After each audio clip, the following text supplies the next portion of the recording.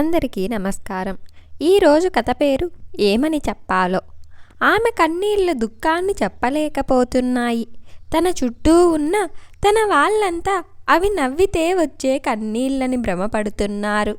పైగా ఇంకా సంతోషపడుతున్నారు పాపం. కానీ తానొక్కదానికే తెలుసు అవి మనసులో బాధ ముళ్ళులా గుచ్చుతుంటే వచ్చే కన్నీళ్ళని.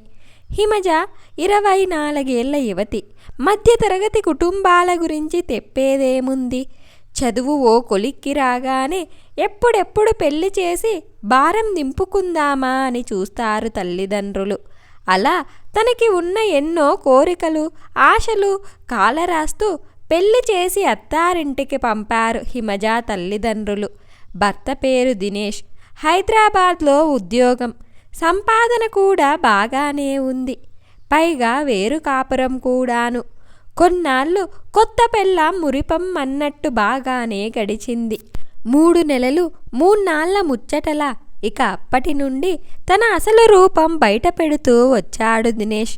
చిన్న చిన్న వాటికే హిమజ మీద చెయ్యి చేసుకోవటం, ఎదురు తిరిగి ఒక్క మాట అంటేనే తనని అనరాని మాటలతో నిందించటం, అనుమానించటం, అవమానించటం, ఇష్టం ఉన్నా లేకపోయినా హిమజపై తన కోర్కెలు తీర్చుకోవటం, తిరస్కరించిన తనపై దాడి చెయ్యటం అతనికి దినచర్యగా మారింది. ఎందుకలా ప్రవర్తిస్తున్నారని కారణం చెప్పమని బతిమిలాడింది. అయినా దినేష్ నోరు విప్పలేదు. కేవలం అతని చెయ్యి సమాధానం చెప్పింది. అయినా ఓర్పు సడలనివ్వకుండా దినేష్ని మార్చడానికి తన వంతు ప్రయత్నాలన్నీ చేసింది. ఏవీ ఫలించకపోగా ఇంకా తన పరిస్థితి దిగజారిపోయింది. ఇక పెద్దవాళ్ల జోక్యం ఒక్కటే మిగిలింది. అది కూడా చెయ్యాలని అత్తగారితో మాట్లాడింది. కానీ అక్కడి నుండి కూడా తనదే తప్పు అన్న మాటలు తిరిగి సమాధానంగా వచ్చాయి. ఇక మిగిలింది తన తల్లిదండ్రులు. ఏమని చెప్పగలదు? ఇంకా పెళ్లి కావాల్సిన 2 కూతుళ్ళ గురించి ఆలోచిస్తూ సర్దుకు పొమ్మనే సమాధానం తప్ప నా బిడ్డను ఎందుకు బాధలు పెడుతున్నావు అని అడగడం చెయ్యరని తనకి బాగా తెలుసు. అందుకే తన జీవితం గురించి చెప్పి బాధ పెట్టలేక విన్నంకుండిపోయింది. ఏనాటికైనా భర్తలో మార్పు రాకపోదా అన్న పిచ్చి ఆశతో అన్నింటికీ తెగించినట్టు చేస్తున్నాడు ఈ మధ్య దినేష్. వారించినా లాభం లేకుండా పోయింది. పైపెచ్చు దెబ్బలు లాంటివి బహుమానాలవుతున్నాయి తప్ప ప్రయోజనమేమీ లేదు. తాను మనిషే, ఎన్నని ఓర్చేది? ఒక్క దెబ్బలైతే కాసేపు ఏడ్చి ఊరుకొనేదేమో, 4 రోజులు భరించి అలవాటు అన్నట్లు ఉండిపోయేదేమో. కానీ అతను తన కోరికల పేరు చెప్పి తన శరీరం మీద చేసే సిగరెట్టు వాతలు, పంటిఘాట్లు, ఇంకా చెప్పలేని నరకం ఎంతో. ఒక్కనాడు అతని ఆకృత్యాలను, వికృత చేష్టలకు తనకి మంచం మీద నుండి లేవటానికి కూడా శరీరం సహకరించేది కాదు. అంతలా నరకం చూపించేవాడు. ఇలా తన జీవితం సాగుతుండగానే చెల్లి పెళ్ళి అని కబురుతో వచ్చారు హిమజ తండ్రి. వచ్చి రాగానే ఎలా ఉన్నావ్ అని కూతుర్ని అడగకుండా అల్లుడు బాగున్నాడా, తనని ఏం ఇబ్బంది పెట్టలేదుగా నువ్వు అన్న తండ్రి మాటలకి విరక్తిగా ఒక నవ్వు నవ్వుకొని, చాలా బాగా చూసుకుంటున్నాను నాన్న మీ అల్లుడి గారిని అని సమాధానం చెప్పి ఆయనకి మర్యాద చేసి చెల్లి పెళ్లి శుభలేఖ అందుకొని తండ్రిని భర్త కంటనివ్వ పడకుండానే ఏదో నచ్చచెప్పి పంపేసింది. ఎక్కడ దినేష్ వస్తే తన కాపురం గుట్టు బయట పడుతుందో అని. దినేష్తో పడాల్సిన అవమానాలన్నీ పడి చివరికి ఒప్పించి చెల్లి పెళ్ళికి పుట్టింటికి వచ్చింది. ఇంట్లోకి అడుగు పెడుతున్న కూతురుకి ఎదురొస్తూ అల్లుడు రాలేదమ్మా అన్న తల్లి మాటలకి కూతురు బాగడగడం మర్చిపోయి పరాయతని గురించి వాళ్ళు పడుతున్న తాపాత్రయం చూసి మళ్ళీ అదే విరక్తితో కూడిన నవ్వు నవ్వుకొని, ఆఫీస్ పని చాలా ఉందంటమ్మా, కుదరలేదు అని సమాధానమిచ్చి లోపలికి వెళ్ళిపోయింది. హిమజని చూసిన చెల్లెళ్ళిద్దరూ పరుగున వచ్చి అక్కని చుట్టేశారు.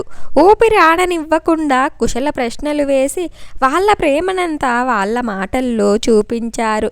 కనీసం తోడబుట్టిన వాళ్ళకైనా తన గురించి పట్టినందుకు కాస్త సంతోషపడింది ఆ క్షణం. అక్కని తమ గదిలోకి లాకెళ్ళి చిన్నప్పటి సంగతులన్నీ చెప్పుకొని నవ్వుకుంటున్నారు అక్కా చెల్లెళ్ళు. మధ్య మధ్యలో అక్కని ఆట పట్టిస్తూ బావగారి సరసాలు చెప్పు అంటూ తన మెడ మీద ఉన్న గోర్ల గుర్తులను చూపించి చెక్కిలి గింతలు పెడుతూ ఆట పట్టేస్తున్నారు.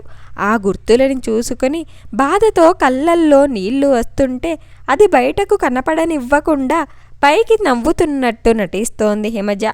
ఆ నవ్వులకి తల్లి తండ్రి కూడా ఆ గది దాకా వచ్చి పెద్ద కూతురి నవ్వు చూసి మురిసిపోతున్నారు.